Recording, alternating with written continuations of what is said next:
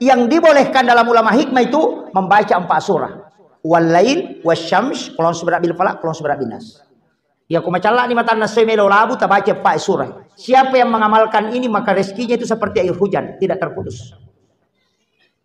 Ya kumeki dalek dena patu dalek mengalir terus sampai kita pun bendung itu Pak, insyaallah masih terus. Orang berusaha membendung rezeki kita, ada saja jalannya itu datang. Amalkan 4 surah ini ketika matahari mau tenggelam. Tabalamu? Yang penting nama surahnya dihafal. Ya kalau hafal nama surahnya kan enak.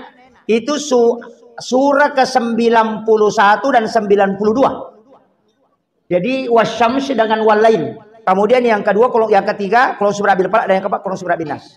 Jadi itu wasyams dengan wal-lail itu berdempetan, 2 surah berdekatan. Qul a'udzu birabbil falaq, qul a'udzu birabbin nas juga berdempetan. Jadi itu 4 surah yang dibaca. Kalau anak-anak masih sekolah, suruh amalkan itu, akan diberikan kecerdasan dari segala lini. Mudah memahami ilmu itu, Pak. Itu di kitab-kitab hikmah itu dianjurkan itu.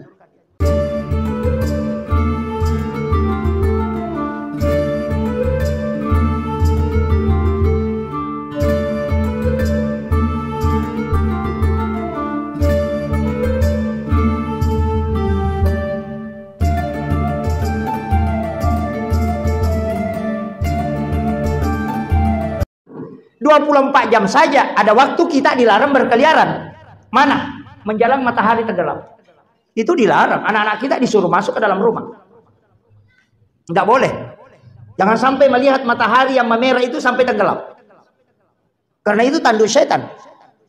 Makanya jin di situ menyembah. Cuma anak-anak kita justru kalau mau tenggelam selfie. Sunset gere. Justru dilarang dalam agama. Anak-anak kita ketika matahari mau tenggelam, suruh masuk di dalam rumahmu. Jangan biarkan dia bermain. Supaya dia tidak diganggu oleh makhluk halus. Jin. Tutup jendelamu, tutup pintumu. Sehingga mereka jin-jin itu tidak masuk. Karena waktunya dia keluar. Makanya sholat pun dilarang pada waktu itu. Ibadah yang paling bagus adalah sholat. Tapi kenapa dia dilarang? Saking tidak bisanya melakukan aktivitas di situ. Makanya jangan, diam saja. Yang dibolehkan dalam ulama hikmah itu membaca 4 surah. Wal-lail wasyams, qul a'udzu birabbil falaq, qul a'udzu birabbin nas. Ya kumacalla ni matan nasemelo labu tabaca 4 surah. Siapa yang mengamalkan ini maka rezekinya itu seperti air hujan, tidak terputus. Ya kumeki dalek dena patu dalek mengalir terus sampai kita pun bendung itu Pak, insyaallah masih terus. Orang berusaha membendung rezeki kita, ada saja jalannya itu datang. Amalkan 4 surah ini ketika matahari mau tenggelam. Tabalamu? Yang penting nama surahnya dihafal. Ya kalau hafal nama surahnya kan enak. Itu surah ke-91 dan 92. Jadi wasyams dengan wal-lail. Kemudian yang kedua, yang ketiga qul a'udzu birabbil falaq, dan yang keempat qul a'udzu birabbin nas. Jadi itu wasyams dengan wal-lail itu berdempetan, 2 surah berdekatan. Qul a'udzu birabbil falaq, qul a'udzu birabbin nas juga berdempetan. Jadi itu 4 surah yang dibaca. Kalau anak-anak masih sekolah, suruh amalkan itu, akan diberikan kecerdasan dari segala lini. Mudah memahami ilmu itu, Pak. Itu di kitab-kitab hikmah itu dianjurkan itu. Kemudian waktu itu kan, kemudian waktu menjelang terbitnya matahari, itu juga kita dilarang berkeliaran. Makanya sering banyak orang kena musibah kecelakaan di situ, Pak. Sitongan nekat atau pandritata makadai. Orang tua dulu sudah mengatakan, ajak musalai masigi eko pusamopo supaya dena pusai ko dalle. Artinya, kupuraki masam pajas subuh, pita-pita naik napaki rewa. Kalau tanah sudah kelihatan, ayam sudah turun, rewa nih. Nasabak magai, nalomu yang dalle da Allah Ta'ala. Cukup ikuti ayam, Pak. Kacuri dengan manu. Ayam itu sebelum matahari tenggelam dia sudah naik. Macikin. Tapi nanti jam 12 malam dia akan bangun bunyi, berzikir. Kita disuruh bangun sholat tahajud. Nanti menjelang subuh ayam lagi bangun berzikir dengan bunyi. Karena ayam kasih tahu kita, ini waktu yang paling bagus untuk berzikir. Wabil azharihum yastaghfirun, kata Al-Quran. Di waktu sahara hendaknya kalian beristighfar. Itu menjelang masuk waktu subuh. Makanya Rasulullah mengatakan, ayam jantan ketika berkokok itu melihat malaikat, maka berdoalah. Sesungguhnya ayam itu kan bisa melihat malaikat. Makanya ketika dia berbunyi, maka berdoa. Makanya itu mau dimanui suruh kimilodon. Ayam jantan itu tidak sembarang bunyi, Pak. Kalau ayam betina ya sembarang bunyi. Kalau ayam jantan itu tidak sembarang. Nanti jam-jam 1 itu baru bunyi. Itu sudah sepertiga malam. Itu karena sudah turun malaikat yang turun di mau sholat tahajud orang, sebenarnya itu yang intinya. Kemudian menjelang subuh itu tidak masuk subuh dia bunyi itu. Menjelang subuh dia akan bunyi kembali. Kenapa? Karena malaikat penjaga siang itu sudah turun. Makanya sholat subuh disaksikan para malaikat karena malaikat penjaga malam dan penjaga siang ketemu di subuh hari. Kenapa sedekah subuh itu istimewa? Karena di situ kuncinya. Disaksikan 2 kelompok malaikat. Kalau Bapak sedekah di waktu duha itu tidak sama ketika subuh. Sedekah 100.000 di waktu duhur, kemudian sedekah 50.000 di waktu subuh, itu tidak sama. Kita mengatakan besar nilainya, oh iya, tapi malaikat yang mendoakan sedikit. Makanya kenapa Rasulullah menyuruh kita sedekah subuh, dan biar tidak banyak, Pak, biar 1.000 rupiah yang penting rutin, daripada 50.000 cuma 1 kali 1 bulan. Karena ada yang begitu. Saya ada ustaz daripada subuh-subuh patak-patak-kori 50 sabu cucap awan. Bagus. Tapi malaikat itu, Pak, kan seperti komputer.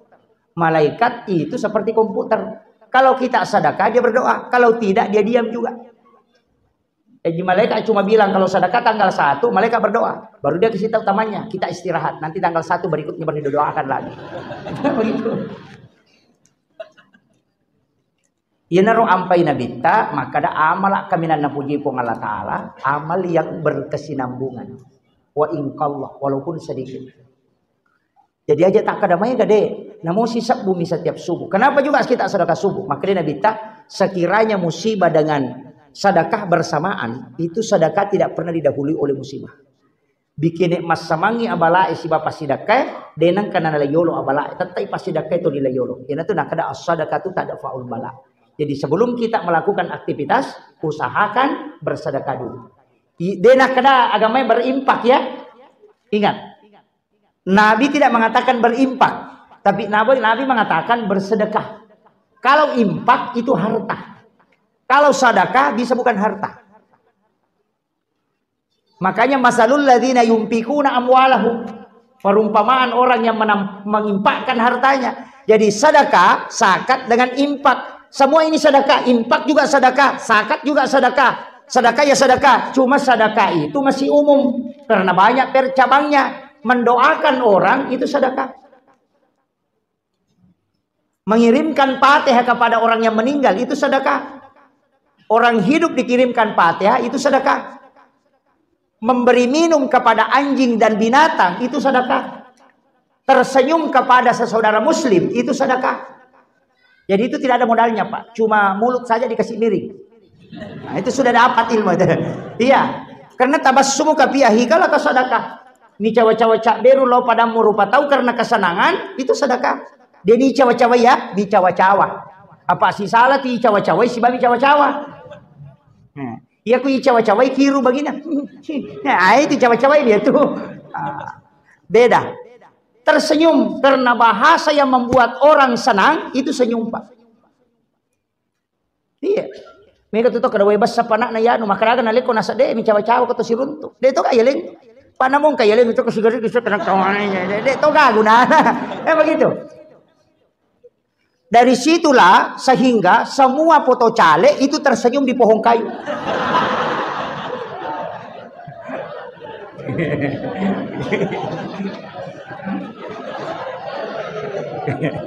Dito kagak cali o kasta. Ya. Nggak ada foto cali itu yang tidak tersenyum. Itu tabassumu kafiahi kalau tersedekah. Makanya saya kasih itu kalau ada cali di sini rajin sedekahlah. Apa namu maga jana si Pak Pak, o mabasaki tetap kia enggak tahu kanja. Iya. Ya kung kaparema Pak 50 tahun menjadi parema, kalau ngasum itu 5 bagi-bagi, tapi makanya kanja payano pada 50 tahun kiru. Iya, itu aja kuncinya. Jadi ya komeki yang enggak, makanya aku pada taruh tahu abasaki. Makanya sekarang banyak orang yang melakukan dosa besar, kemudian dia bagi-bagi, masyarakat kadang menghargainya. Iya. Narkoba, dari penjualan narkoba, kemudian dia sedekah, kemudian orang memuliakan dia. Nah sebab ya komeki yang enggak tahu kanja, ya nama bahasa mau tahu kanja. Makanya kita yang disuruh hati-hati mengambil jalur rezeki. Itu penting, hati-hati. Tapi tidak ada di sini, tidak ada. Itu kagak Pak Adi? Aja sama seke. Apa iya tuh tahu maseke ica calak dapat. Namo tahu seke ica catoi. Iya. Unrojana tahu bahasa cece tahu seke caca memen. Asa seke patianu pada lain ali gua. Iya. Tapi ya tuh mabasai poji mana? Tahu seke poji wi. Ya, tapi kalau dalam tasawuf itu Pak Wakapolres tidak ada bab kikir. Kalau dalam tasawuf itu tidak ada bab kikir. Jadi kalau kita ngaji tasawuf itu tidak ada istilah kikir. Yang ada di bab tasawuf itu tamak. Jadi itu kasih kan atau maseke Pak. Tahu magala ni milau angka. Ya kung kataw makara seke payano dia nama seke iko mi magala milau. Aja negeri milau tanda dia nama seke. Apa gitu? Makanya tasawuf itu dia tarik ke kita, bukan tarik ke orang. Itu selalu nariknya ke kita. Makanya saya begini, saya itu ceramah Pak, pernah saya minta doa. Terus terang ini saya buka. Saya pernah minta doa ke salah seorang ulama tasawuf.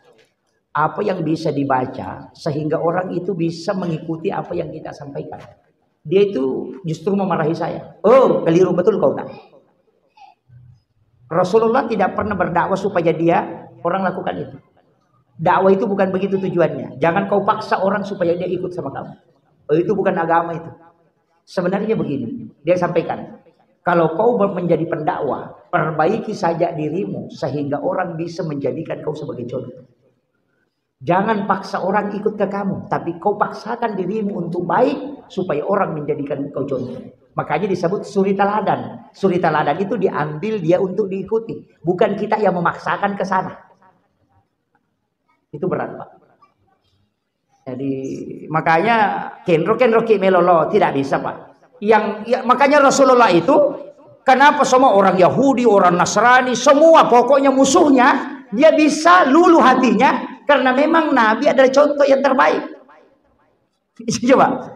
Karena dia mengelola dirinya menjadi orang baik, pokoknya perilakunya dia baik, dia tidak paksakan orang ikut. Mau ikut, tidak mau ikut, yang penting Nabi sudah menampakkan kebaikan, maka orang akan dengan sendirinya ikut. Jadi tatalah dirimu menjadi baik, supaya orang pantas menjadikan kau bisa diikuti. Jangan kau paksakan dirimu untuk bisa memperbaiki orang, tapi perbaiki dirimu, maka orang akan melihat engkau, dan dia akan berubah menjadi baik. Apa ya kumupasa mitawe, ya napa aja. Ya atau made, Pak Jatoni. Beginilah banyak pemimpin, Pak. Banyak bupati yang kemudian mengintervensi masyarakatnya. Tunduk, iya Pak, iya. Sekalinya Pak aja mencaci bupati, Pak dia, iya. Kenapa? Karena dia memaksakan. Banyak Pak. Ketika memegang jabatan, kamu pilih jabatan, wah. Apalagi yang selalu minta-minta jabatan itu, yang selalu kasih begini tangannya. Mana Pak? Ini jadi masalah ini. Itu hati-hati. Kemudian saya tadi kasih tahu, ini sudah berapa menit? Saya tidak bilang mau berhenti, saya cuma tanya. Ini sudah 1 jam Pak ya. Pas 1 jam ini sudah, makanya saya tidak lihat jam itu langsung bisa tahu 1 jam Pak. Ini nama takko bagi kue si jamnya. Ukurannya kalau sudah mulai ngilu ini, ini sudah 1 jam. Saya kasih tahu begini. Jadi Rona syafaat. Kalau kita tidak bisa dapat, cari rahmat Allah. Pemesin pengalatan. Saya kasih tahu satu amalan. Jangan pernah tinggalkan ini Pak. Sholat sunnah duha di awal waktu. Rakaat pertama sesudah Fatihah, baca ayat kursi 10 kali. Rakaat kedua sesudah Fatihah, baca surah Al-Ikhlas 10 kali. Rasulullah menyampaikan, ini hadis dari Ibnu Malik. Ini hadis marfu. Rasulullah mengatakan, siapa yang melaksanakan sholat 2 rakaat ini dengan cara seperti itu tadi. Rakaat pertama sholat sunnah duha ya, di awal waktu sekitar jam 6:30 atau sekitar jam 7 lah. Pas sampai sunnah duha ki 2 rakaat. Rakaat pertama sesudah Fatihah baca ayat kursi angka 10. Rakaat kedua sesudah Fatihah baca ya qul huwallahu ke-10. Itu pasti orang itu kata Nabi masuk dalam rahmat Allah. Pasti itu teto ya masih. Makanya Rasulullah itu salat duha di awal waktu. 2 rakaat dulu dia pisah. Nanti sekitar jam-jam setengah 9, jam 9 baru dia kerjakan lagi.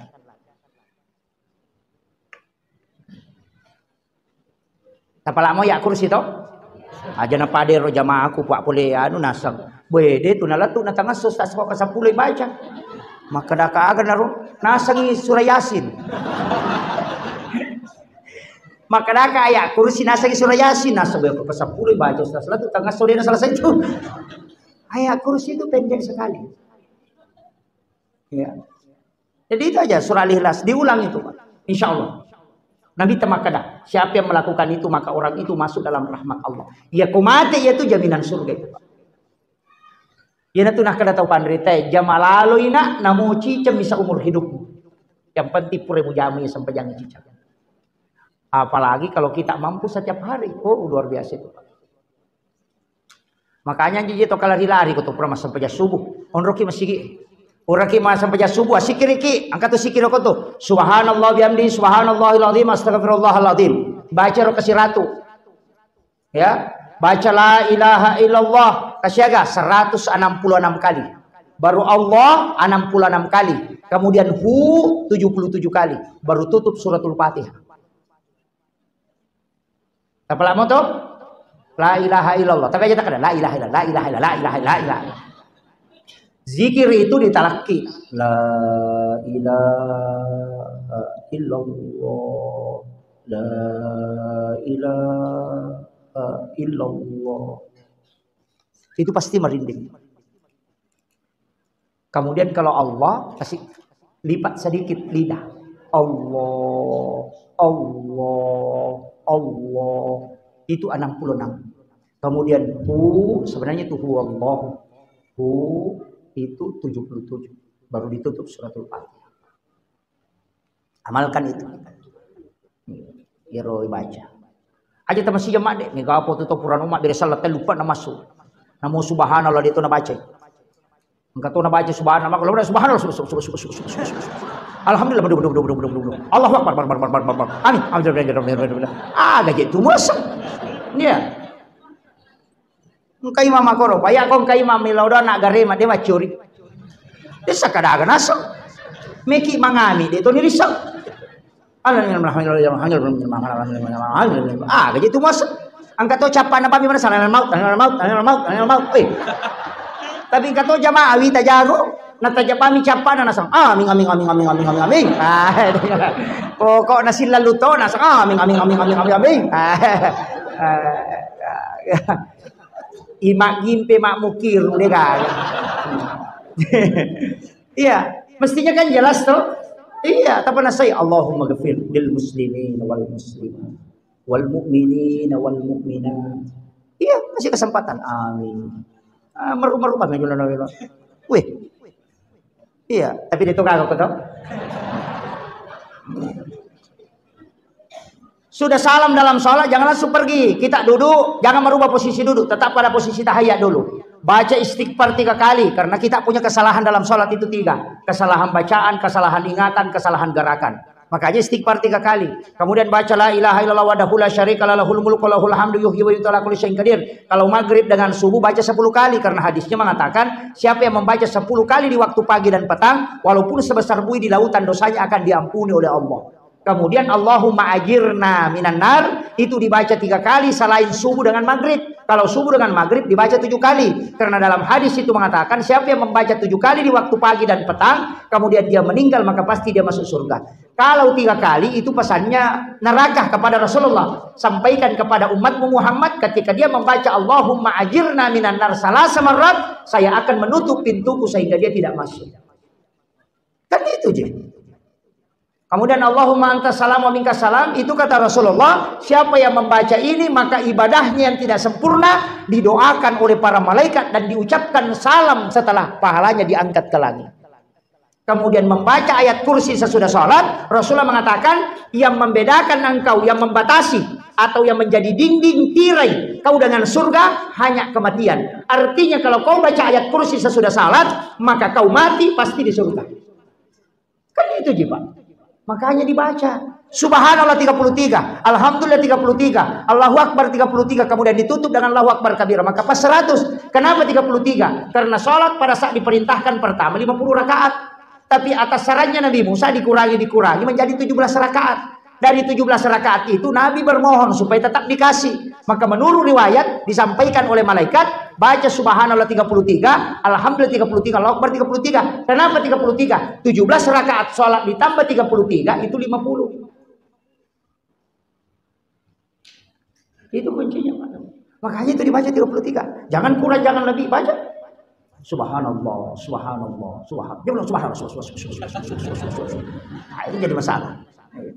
Kecuali orang yang memang zikir kalbu ya beda lagi tuh. Nggak usah dilepaskan kalau begitu, cukup subhanallah. Pakai napas. Sebenarnya kan napas itu Pak sudah berzikir. Itu kan sudah berzikir. Itu kan bunyinya lain. Itu kan sebenarnya sudah mengatakan hu. Makanya kan ada orang yang tirakat itu kan pakai napasnya. Allah, hu. Itu kan selalu itu. Ada yang pakai Allah Muhammad. Kalau mengangkat kaki kanan dia baca Allah. Kalau di kaki kirinya diangkat dia baca Muhammad. Kalau napasnya dia tarik dia baca Allah. Kalau dia keluarkan dia baca Muhammad. Sehingga napasnya selalu mengikuti zikir Allah Muhammad. Itu tidak sembarang, Pak. Kalau mampu. Kita kadang sudah berzikir lupa jatuh tasbihnya. Ada yang paling parah ibu-ibu, Pak, gosip jalan tasbihnya. Tidak berzikir. Ini si anu memang begitu ya. Jalan tasbihnya tapi dia gosip. Tapi tidak ada di sini, tidak ada, cuma di sana ya. Iya. Tidak apa-apa pakai tasbih, Pak. Tidak apa-apa pakai tasbih. Kalau pakai tangan bisa. Tapi orang yang terbiasa pakai tasbih pasti lain-lain, Pak. Ya kemarin pakai tasbih, bilang-bilang. Pasti agak susah berzikir kalau tidak pakai itu. Pasti. Makanya itu kalau mau baring juga kita zikir tanpa memakai tasbih tidak masalah. Tapi kalau pakai tasbih ya silakan yang pakai. Saya tetap tidak larang. Kamu tuh nasa anda pakai tangan aja tidak masalah. Silakan yang terbiasa saja. Kemudian ini yang terakhir. Saya ingin kasih begini, Pak. Tadi kan ada Rabu Kesan. Sebenarnya itu sudah sholat asar di hari Rabu itu baca surah Yasin 3 kali. Untuk tolak bala. Kemudian bersedekahlah. Kalau paginya mandi. Sebenarnya mandi itu begini, Pak. Ini dalam kitab-kitab hikmah para ulama. Saya kasih tahu. Saya bongkar ilmunya ini, Pak. Ilmunya ulama rahasia. Walaupun banyak nanti itu yang bilang kenapa dibuka. Saya buka secara umum aja. Di dalam Al-Quran itu kalimat salamun itu ada 7 kali. Salamun qaulan min rabbir rahim. Salamun ala Musa. Salamun. Itu kan 7 kali di dalam Al-Quran. Tulis itu yang kalimat salamun itu di tempat air, wadah air. Tulis 1 kali untuk pakai tinta yang bisa terhapus. Kalau sudah ditulis itu 7 kalimat itu baru isi air. Baru diaduk mengarah mengikuti arah tawaf, baru baca sholawat sambil mengaduk. Nanti kalau tulisannya sudah pudar, airnya kita pakai mandi, sebagian kita minum sedikit. Itu supaya tidak terkena taun itu selama 1 tahun. Itu yang dihafal gitu? Hah? Bulan di mana itu? Cari sendiri. Itu dia adukan.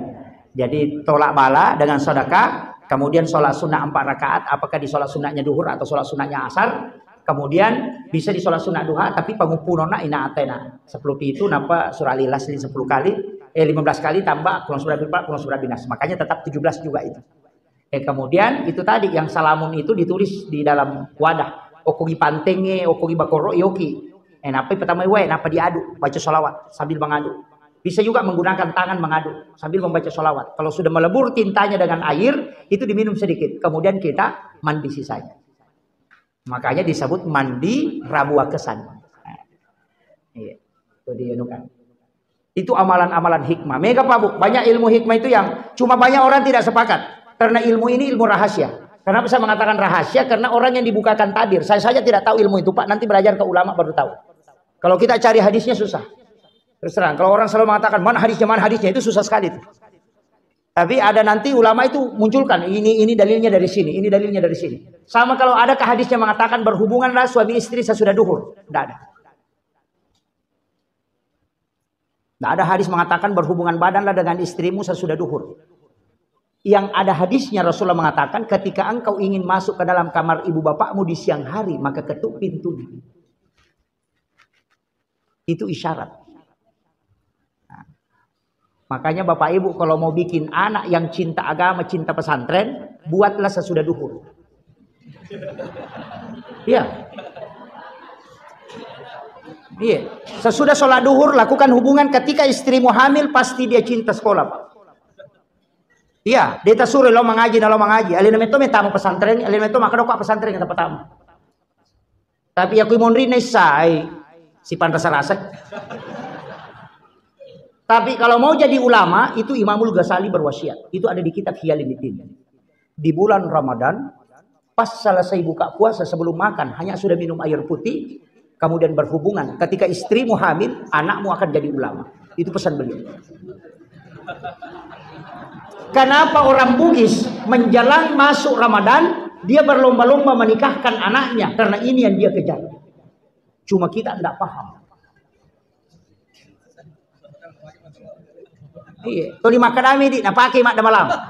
Padahal itu di kitab Hiyaliddin Imamul Ghazali bahwa setelah berbuka puasa di bulan Ramadan sebelum makan apa-apa hanya minum air putih kemudian kau berhubungan ketika istrimu hamil anakmu itu sangat kemungkinan besar dia bisa jadi wali atau ulama.